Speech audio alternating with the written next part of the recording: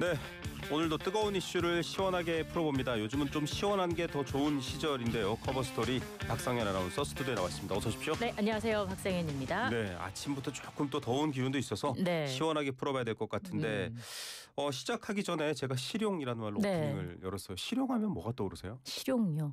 실용 결국 지금 상황에 좀 빗대서 생각을 해보면 어떤 국민의 실질적인 삶이라고도 볼 수 있을 것 같아요. 네. 뭐 어떤 법이든 정책이든지 간에 이게 국민의 실제 도움이 돼야 하는 거니까요. 네. 그래서 국민의 그런 삶이 좀 떠오르네요. 예, 대통령실에서 듣고 계시죠? 자, 가장 실용적인 브리핑을 부탁드리겠습니다. 네. 너무 부담을 드렸나요? 네. 자, 첫 번째 소식은 특검 소식입니다. 윤석열 대통령 전 대통령에 대해서 비공개 출석을 요구한 것은 수용하기 어렵다. 이렇게 얘기를 했습니다. 네. 일단 토요일 오전 10시로 조사 시간은 정해졌습니까? 그렇습니다. 조사 시간은 협의를 했어요. 앞서 내란 특검이 윤 전 대통령 측에 28일 오전 9시에 출석해서 조사를 받아라 이렇게 통보를 했는데 네. 윤 전 대통령 측은 1시간 뒤 10시를 요구를 했고요. 예. 결국에 오전 10시에 열기로 합의를 했습니다. 네. 다만 윤 전 대통령의 지하주차장 비공개 출석과 관련해서는 양측의 신경전이 팽팽한 상황입니다. 예. 윤 전 대통령 대리인단은 공개 망신식 소환은 수사가 아닌 정치라면서 비공개 출석을 기본적으로 요청했습니다. 인권 보호를 위해서 비공개 수사를 요청할 수 있고 수사기관에서도 이걸 허용할 수 있게 해야 한다고 주장을 한 거고요. 예. 하지만 내란 특검의 박지영 특검보는 전직 대통령 그 누구도 지하주차장을 통해 들어온 적이 없다면서 사실상 출입 방식을 변경하는 건 수용할 수 없다고 말했습니다. 지금 재판을 받고 있는 중이잖아요. 재판 때도 사실 비공개 출석을 했다가 여론이 좀 거세지자 재판부가 네. 다시 공개로 바꾸기도 그렇죠. 했습니다. 비공개 출석은 지금 특검에서는 사실상 조사 거부다, 네. 불가능하다 이런 입장을 밝혔는데 계속 특검이 이런 입장이라면 윤석열 전 대통령 측은 어떻게 하겠다는 거죠? 일단 소환하지 응하지 않겠다는 입장이에요. 윤 전 대통령 측은 지하주차장 출입 요구를 수용하지 않으면 출석하지 않겠다라는 의견서를 제출한 것으로 알려졌고 네. 특검은 이에 대해서 출석 조사를 사실상 거부하는 걸로 평가될 수 있다 이렇게 반박을 했습니다. 그럴 경우엔 형사소송법에 따른 절차를 검토할 수 있다는 강경한 입장도 밝혔는데요. 또 다른 절차요? 이 체포영장을 재청구할 수 있다는 그런 네. 가능성을 좀 내비친 거라고 볼 수 있을 것 같습니다. 양측은 조사 가능 여부는 서로에게 달렸다면서 날을 세우고 있습니다. 윤 전 대통령 측은 일단 내일 오전 10시 특검 사무실이 있는 서울고등검찰청으로 갈 계획이라고 밝혔는데 지하주차장 진입 여부는 끝까지 협의할 계획이라고 밝혀서 조사 직전까지 양측의 대치가 계속 이어지지 않을까 싶습니다. 네, 국민일보가 아침 6시에 낸 기사인데요. 단독 네. 기사입니다. 심야 조사도 감수할 테니까 지하주차장 출석만 들어달라. 이런 제목으로 기사가 났어요. 왜 이렇게 지하주차장을 고집하나. 또 사실은 검찰청사나 이런 건물들은 검찰총장 출신이기 때문에 네. 본인 입장에서는 굉장히 좀 다른 의미가 있나 이렇게 또 해석하시는 분들도 있더라고요. 결국 앞서 말씀드린 그 윤 전 대통령 측 대리인단이 말한 망신주기식이라고 생각하는 것 같습니다. 네, 알겠습니다. 자, 다음 뉴스 보겠습니다. 결국은 실용이라는 말을 앞서도 강조했는데 이 말이 핵심이다, 키워드다 이렇게 얘기하고 있습니다. 네. 시정연설 얘기인데 추가 경정 예산안을 좀 강력하게 통과시켜달라. 메시지를 냈습니다. 이재명 대통령의 연설이었는데 어떤 내용이죠? 일단 국무회의에서 의결된 30조 5천억 원 규모의 추가 경정 예산안을 국회와 국민에게 설명하기 위해서 이 대통령이 국회를 찾은 거고요. 네. 이 대통령은 인수위도 없이 출범한 정부가 급하게 추경안을 편성한 건 그만큼 우리 경제 상황이 절박하기 때문이라고 밝혔습니다. 이번 추경안이 실용 정신에 입각한 경제 성장의 마중물이라는데 방점을 찍었고요. 수출 회복이 더딘 가운데 소비와 투자 지표까지 악화 일로에 있다는 건데 이 대통령은 이런 경제 위기에 정부가 손을 놓고 긴축만을 고집하는 건 무책임한 방관일 수 있다면서 내수 시장에 활력을 불어넣는 게 중요하다고 강조했습니다. 예. 이 대통령 이번 추경 항목을 크게 4개로 나눠서 각각의 내용과 편성 이유, 기대 효과 등을 상세하게 설명을 했고요. 예. 경기 회복의 그 골든타임을 놓치지 않도록 국회에 적극적인 협조를 요청하기도 했습니다. 맞습니다. 위기 앞에 실용으로 답하는 정부 이런 표현도 등장했고요. 오프닝에서도 제가 오직 실용 정신에 입각해서 국민의 삶을 살피겠다. 이 과연 실용이 뭔지는 조금 더 그림이 그려져야 되는데 이 그림을 좀 엿보게 할 수 있는 국정 운영 방안도 언급이 됐습니다. 그렇습니다. 이재명 대통령은 지난 4일 국회에서 취임 선서를 했을 때 그 약속을 다시 꺼내 들었어요. 국민이 주인인 나라, 안전하고 평화로운 나라를 만들겠다면서 새 정부의 국정 철학을 언급했습니다. 네. 우선 새로운 성장 동력을 만들고 성장의 기회와 결과를 함께 나누는 공정 성장의 문을 열어야 한다고 강조했습니다. 이전 정부는 사실 성장보다는 분배라든지 이런 방식이었죠. 그렇죠. 민주당 정부는. 그런데 네. 성장은 사실은 보수 정당 혹은 국민의힘 쪽에서 많이 맞아요. 얘기했던 건데 그걸 먼저 내세웠습니다. 그렇습니다. 변화가 있고요. 그다음은요. 네. 그래서 요즘처럼 저성장이 지속하면 기회의 문이 좁아지고 경쟁과 갈등이 격화되는 악순환에 빠지는 만큼 돌파구를 찾겠다라는 취지로 해석이 됐고요. 네. 또 외교에는 색깔이 없다면서 진보냐 보수냐가 아니라 국익이냐 아니냐 이게 유일한 선택 기준이 돼야 한다고도 목소리를 높였습니다. 네. 이 대통령이 10시 9분부터 17분 동안 시정연설을 했는데요. 네. 그동안 민주당 의원들은 총 12차례 박수 호응을 보냈고요. 국민의힘 의원들은 피켓 시위나 야유는 하지 않고 이 대통령이 본회의장에 입장할 때 기립해서 맞으면서도 연설을 들으면서 박수를 치지 않고 침묵으로 대응하는 모습을 보였습니다. 다만 국민의힘 의원들은 이 대통령이 연설을 마치고 퇴장할 때는 기립해서 악수 인사를 하면서 김민석 총리 후보자에 대한 지명 철회를 촉구하는 모습을 보이기도 했습니다. 네, 자 이재명 대통령의 첫 국회 시정 연설을 놓고 뭐 심지어는 지금 민주당도 당 대표 선거를 하고 있기 때문에 그렇죠. 누구랑 악수를 하느냐 이런 것도 관심이었는데 네. 야당의 반응이 사실 굉장히 궁금했어요. 네네.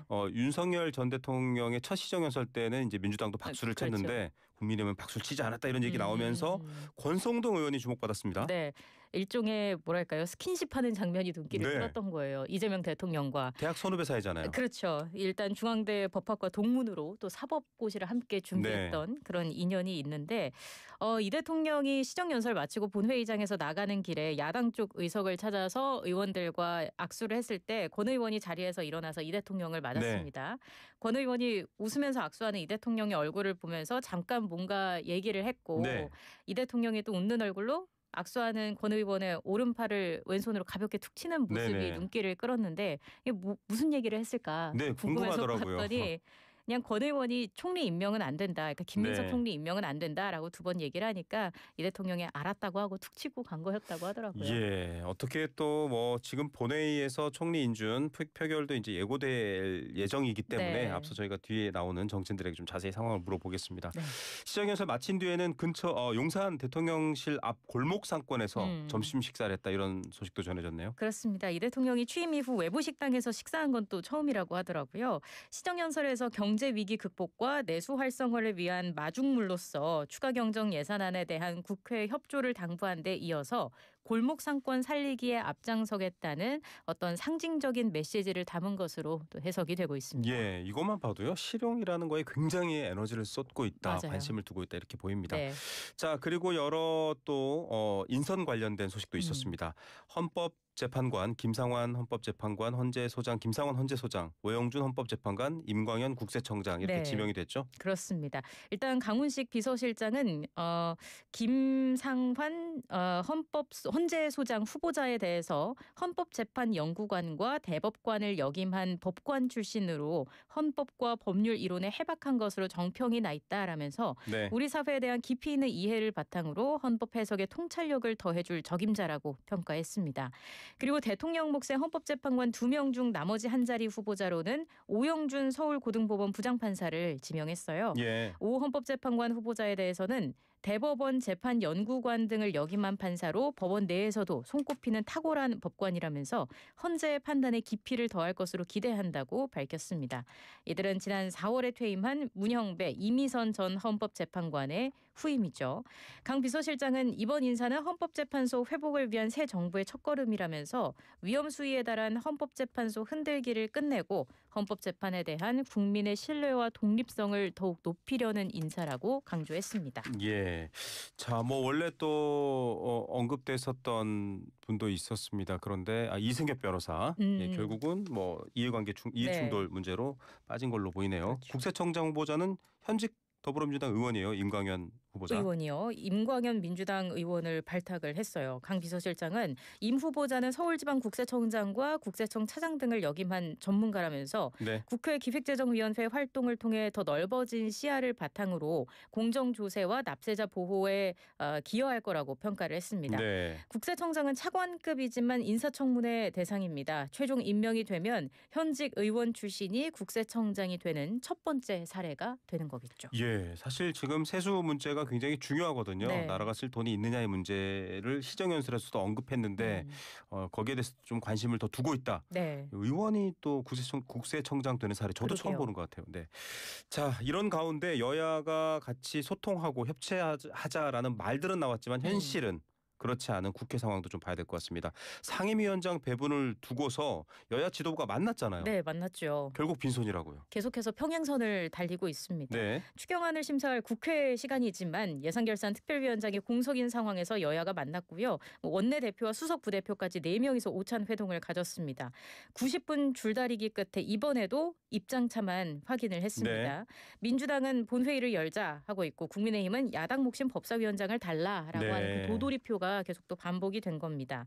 양당 합의가 불발되면서 민주당은 27일 오늘 본회의를 열어서 예결위원장 등 현재 공석인 상임위원장을 일괄 선출하겠다는 방침을 밝혔습니다. 네. 일정대로 추경을 처리하려면 단독 처리도 어쩔 수 없다는 거였고요. 네. 예결위원장의 3선 한병도 의원, 법사위원장의 4선의 이춘석, 문체위원장의 3선 김교흥 의원을 내정하고 의원들에게도 알린 것으로 전해졌습니다. 네. 국민의힘은 민주당이 단독으로 강행 처리할 가능성이 있다면서 전 의원의 국회 대기령을 내렸어요. 국민의힘 유상범 원내수석 부대표는 민주당이 본회의를 일반 개최할 경우 어떻게 대응할지에 대해서 원내 지도부가 논의하고 또 의원총회도 열 거라고 언급을 했습니다. 예, 자 이런 가운데 김민석 국무총리 후보자의 인사청문회도 조금 파행으로 끝났는데요. 그렇죠. 장외 공방전이 있고 지금 방식대로라면 30일 인준 표결이 있을 수도 있다라는 전망이 나오고 있습니다. 맞습니다. 어떤 상황입니까? 일단 국민의힘은 김 후보자가 자료 제출을 하지 않아서 도덕성 검증이 불가능했고 국가부채 비율조차 모르는 무자격자라고 비판을 했습니다. 네. 지명 철회가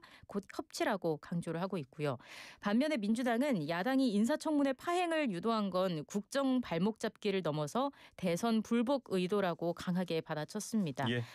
청문회장은 검사 신문실이 아니다라면서 보고서가 채택되지 않으면 단독 처리하겠다고 야당을 압박했습니다. 예. 말씀해 주신 것처럼 지금 김현정 원내대변인은 국회 인사청문 시한일인 29일을 지나면 국회의장 직권으로 본회의에 상정할 수 있다면서 이르면 30일 아니면 7월 3일에서 4일쯤 인준안이 처리될 가능성이 크다고 말했습니다. 예. 한편 김민석 국무총리 후보자에 대한 인사청문 보고서 채택이 야당의 반발로 미뤄지고 있는 데 대해서 대통령실은 여야의 일종의 합치 내지는 협의된 의견을 촉구한다고 이야기를 했습니다. 예. 협치, 합의된 의견이 나올 수 있을지 좀 봐야 될 것 같고요.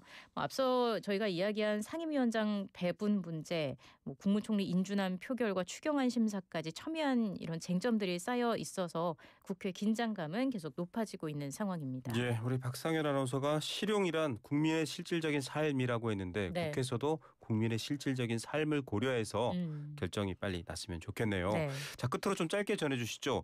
집값이 심상치 않아서 규제 얘기가 나와요.